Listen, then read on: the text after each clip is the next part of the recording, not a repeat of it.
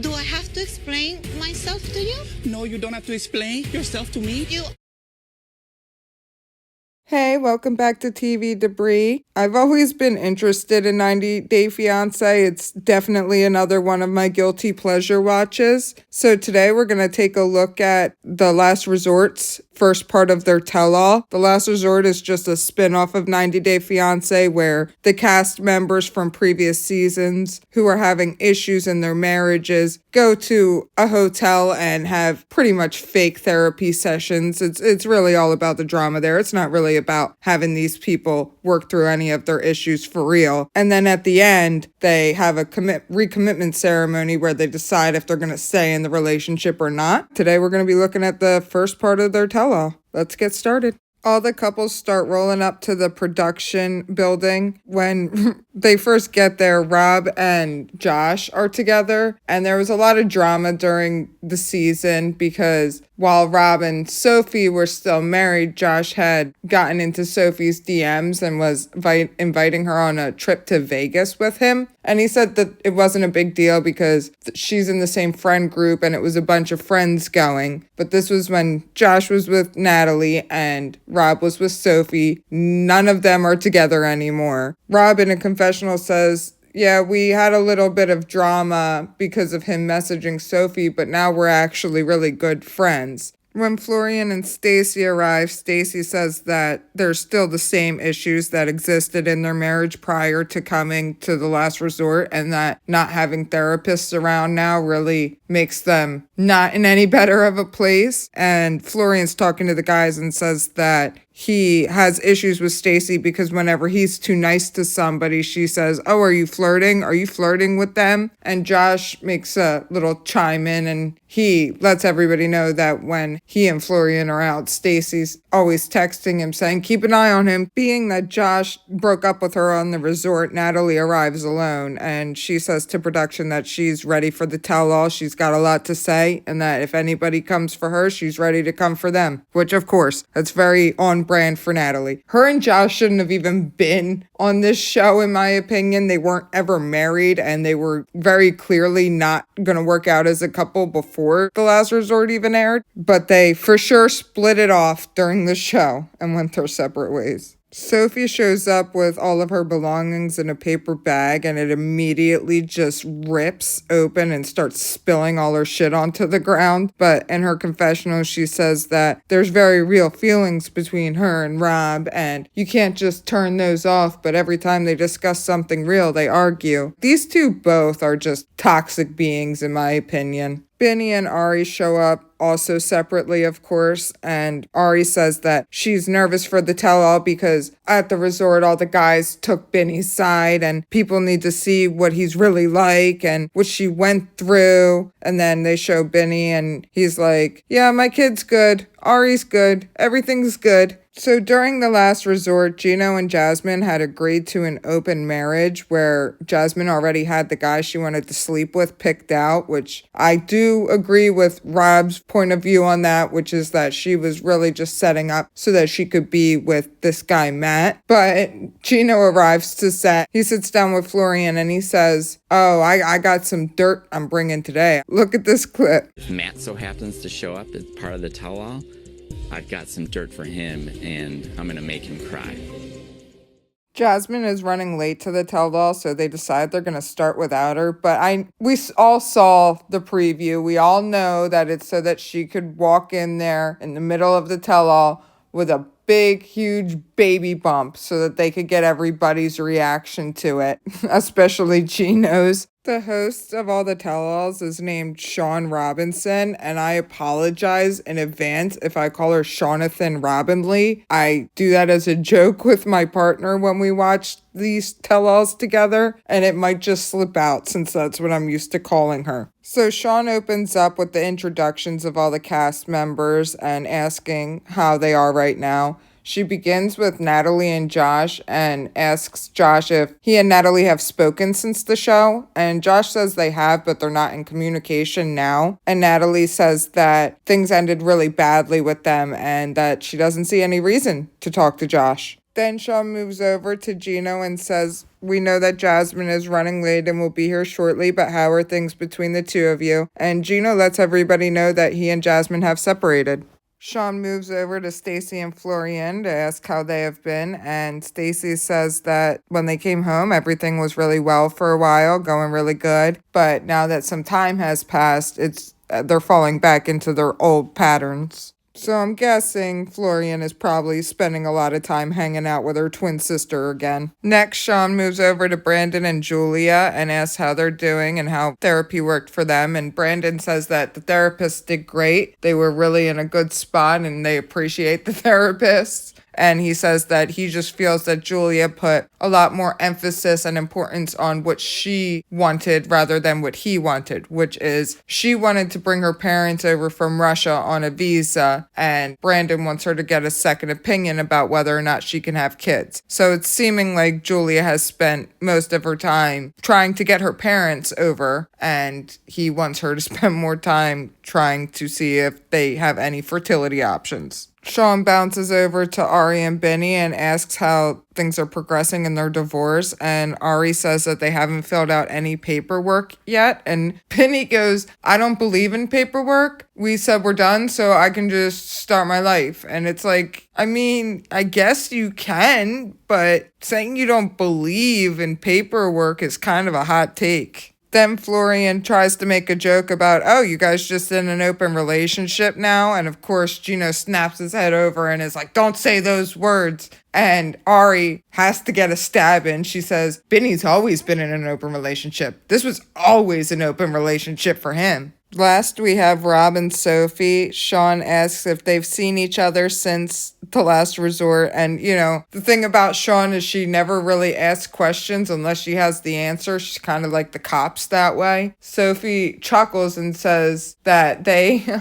I don't even know how to word this. She's like, we didn't see each other for a few months and then we just all of a sudden started having sex. And it's like, yeah, that's how that works. You guys just start sleeping together, just out of nowhere. It just happens like that. And Josh says, Rob and I are friends now, and it's kind of like the same thing with me and Natalie. Natalie and I had slept together numerous times after we were seen on The Last Resort breaking up. And Natalie quick jumps in and goes, it's different. Rob loves Sophie. You've never loved me. What we had was pity sex. It was pity sex. And I was like, oh, here we go. And after all this introduction business is done, there's only 25 minutes left in the entire episode. So I just know they're gunning to have it be a 1,000,000-part tell-all. They've been really loving getting as many episodes out of these tell-alls as possible lately, and you could just tell that that's what's going to happen with this. We're going to get into like 1 or 2 couples in this episode. I already know it. So Jasmine shows up the set just ready to pop, and Sean has to prompt her and Gino to say hello. She's like, do you want to say hello to Gino? And Jasmine says hi, and there's just this long, awkward silence as Gino sits in it and then is like, hi. And it's just so quiet for so long. Then she asks the question everybody knows the answer to, which is, Gino, are you the father of Jasmine's baby? And he says, no, I am not. And Sean says, oh, so then it's Matt's, right? And Jasmine says, yeah. And Sean says, is anybody here surprised by that? And of course, the whole group of cast members just sit there in silence, and Gino raises his hand and is like, I'm surprised by that. Okay, so now I'm understanding why they did such a long, drawn-out intro to this episode, because if they just started at the beginning, it would have went off the rails so fast. Sean asks Florian and Rob, she's like, you guys both had reservations about this open marriage. What would you say to Gino about it now? And Rob speaks up and says, I knew it was going to go like this. I could tell by the history she had with Matt that this was all just a plan to be with Matt, which I think there is some truth in that. I do think that she had feelings for this Matt guy when she proposed an open relationship, but she did give Gino the choice of we can start being intimate together, or I can start looking for intimacy in other places. And Gino went with it. So it's really a tricky, weird situation, especially because it's like, how much of these shows are scripted? Were they really even together when she started seeing Matt? It's hard to fully know for sure, but it does come off that way, that she was just interested in Matt, and that's why he had to be the one to be the third member of their marriage. But also at the same time, like, Gino could have fully at that point just said, no, if this is what you want to do, I can't sleep with you. We're just going to get a divorce. And that's not how it went down at all. But Rob goes in on Jasmine pretty rough right from the jump. He starts calling her a cheating wife, and Jasmine says, I don't have to explain myself to you. And Rob's like, explain yourself to the world. You're just a cheating wife. And Jasmine calls Rob a clown, and then Rob calls her a pregnant whore, to which Jasmine stands up, starts screaming, and launches a shoe at him. So Jasmine and Rob are starting to get into this tussle, and of course production and security come over and surround them. And I just wanted to say that Sean, like, this is all happening right in front of her, like 6 inches away, and she just remains seated the whole time. They keep screaming at each other, and Rob keeps saying things like, oh, you're a pregnant whore, you have a bastard child. And Gino, I'm pretty sure I heard Gino at one point calling her a whore. And then Jasmine retorts like this. You're an idiot that sell your pictures online, stabbing your ass with butt plugs, and you call me whore. So Rob keeps saying that Jasmine is having a bastard child, which I thought, I could be wrong. Maybe I should have looked up the definition before I came and did this recap. But I thought that the definition of a bastard child was when you didn't know who the father was. And she definitely knows who the father of her baby is. So that's just kind of null and void. So Jasmine brings up the fact that Rob is doing gay adult videos. All the guys shuffle around Rob and they lead him out, and they're like, oh, you don't even have to worry about that. And as he's leaving, Jasmine is shouting this. That's the ugliest butthole I ever seen in my life.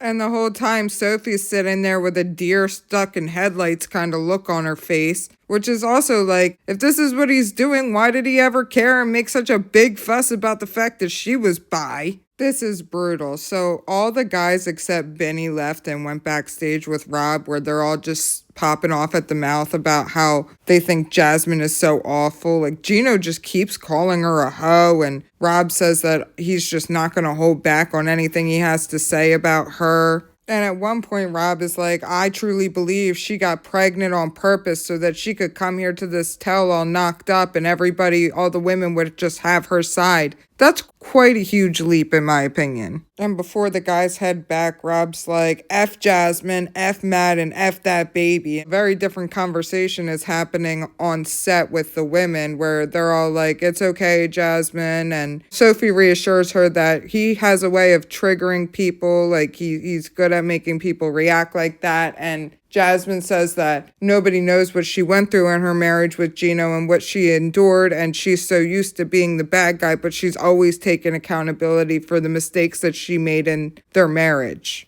All the guys return back to set, and if you don't know the full lore of some of these cast members, Natalie first came on the show with a guy named Mike, and she accused his mom of calling her a hooker at one point, and it like was a big whole fight, a whole scene. So Rob says to Natalie, oh, you're looking for your hooker? She's right there. That's the hooker. He tells Jasmine, you knew exactly what you were doing, showing up here pregnant so that all the women would support you. And Jasmine takes her shoe off and launches it at him again. And here's a clip of Rob immediately after that.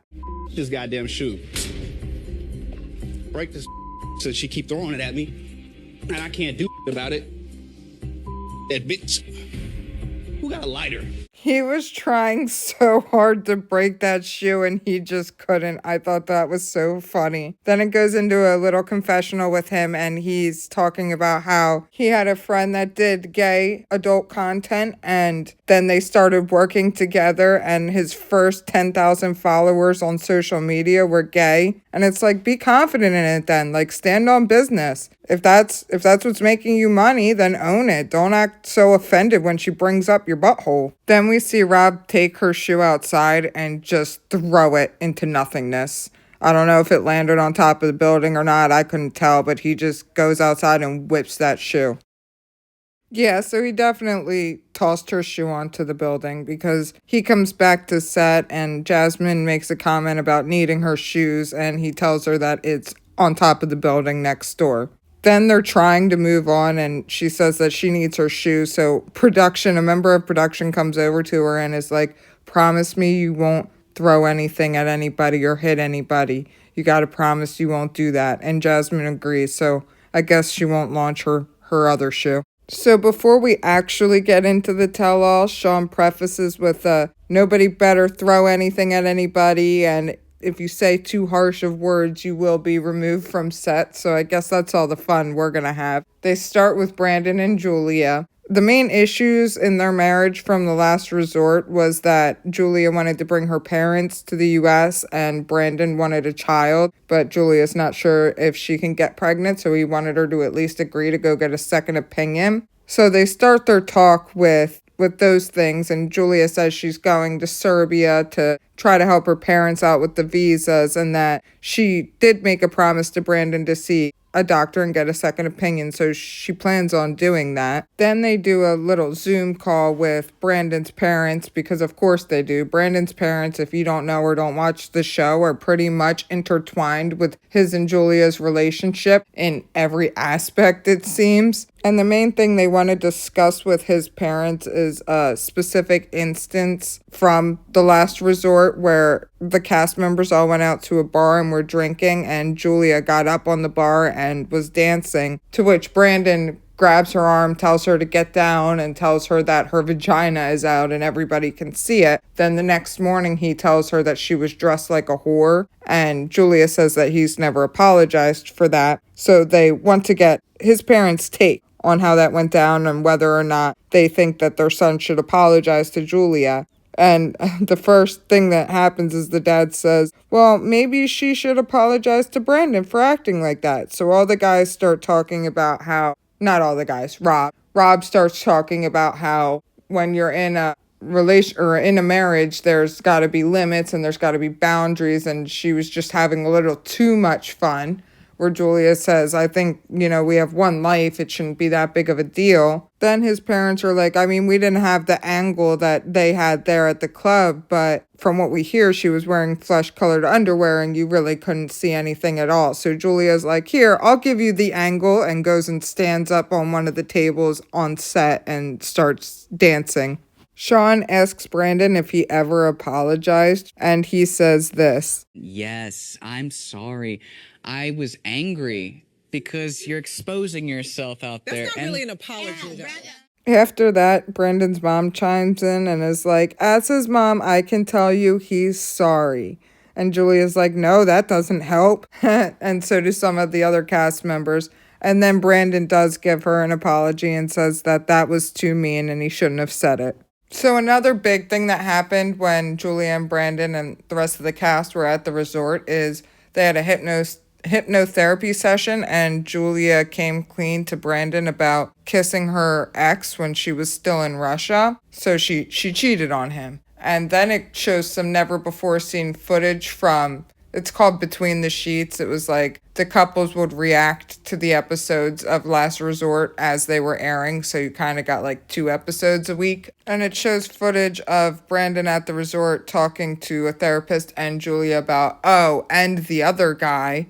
So when Julia is sitting on the couch with Sophie reacting to it, she's like, what? There was another guy? What did you do with this other guy? And Julia says, yeah, I worked with this guy at a resort, and Brandon asks me about it, but I don't think he really wants to know. And Sophie says he really doesn't want to know, or like he wants to know, and Julia's like, he doesn't want to know. So then she says she'll tell Sophie what happened off camera, and when we get back to the tell-all, Sean asks what was said off camera, and Sophie says she didn't actually ever tell me. So I'm sure we'll see that in the next part of the tell-all. And there's a coming up next on section that previews what's going to happen in the next part. And of course, they bring Stacy's twin Darcy there, and my God, her face. I'm going to throw a picture up here because I was just shocked. I was like, she's Uncanny Valley at this point.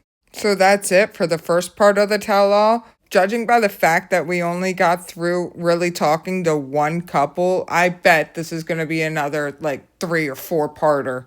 I guarantee they're going to stretch this out. There was so much with Rob and Jasmine that just ate into the episode that we really only got to have a tell-all at all with Brandon and Julia. And I definitely plan on recapping all the parts that they released for this. So I hope to see you there in the future videos, and I appreciate you watching this one. Bye.